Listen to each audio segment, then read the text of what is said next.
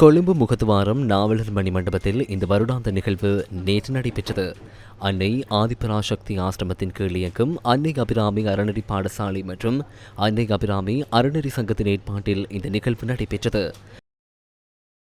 ஆன்மீக குரு அருள்மிகு ஆதிபராசக்தி அம்மையாரின் தலைமையில் நடைபெற்ற இந்த நிகழ்வில் பிரதம மற்றும் சிறப்பு விருந்தினர்களாக இந்து சமய கலாசார அலுவல்கள் திணைக்கள பணிப்பாளர் யா அனிருத்தனும் உதவி பணிப்பாளர் கா ஹேமலோச்சனியும் கலந்து சிறப்பித்தனர்.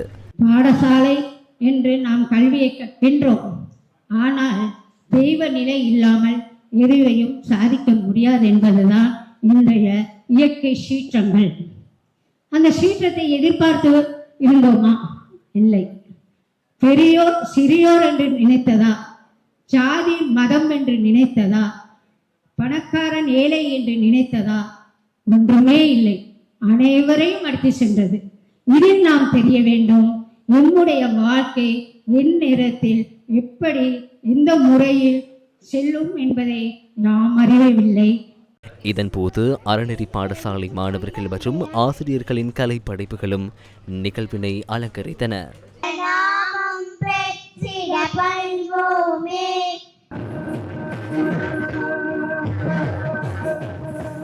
தங்களுடைய குழந்தைகளுக்கு நல்ல செயற்பாடுகளை சொல்லிக் கொடுப்பதற்கு கூட இப்பொழுது நேரமில்லை. அவர்கள் தொடர்ந்தும் வேலை வேலை என்று அடைந்து கொண்டிருக்கின்றார்கள். உலகம் மாறிக்கொண்டிருக்கின்றது. இந்த காலகட்டத்தால் அவர்களுக்கு குழந்தைகளை வழிப்படுத்துவது, நெறிப்படுத்துவது, அவர்களுக்கு தேவையான அறிவுரைகளை வழங்குவது என்பது மிகவும் குறைவாக இருக்கின்றது.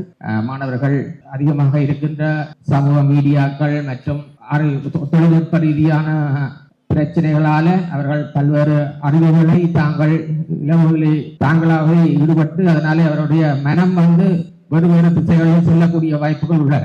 அவ்வாறான அறநெறி பாடசாலைகளும் ஆலயங்களும் சிறப்பாக செயற்படும் பொழுது மாணவர்கள் சிறுவர்கள் எதிர்காலத்திலே சிறந்த பிரஜைகளாக வருவார்கள் என்பது நாங்கள் அறியக்கூடியதாக இருக்கின்றது.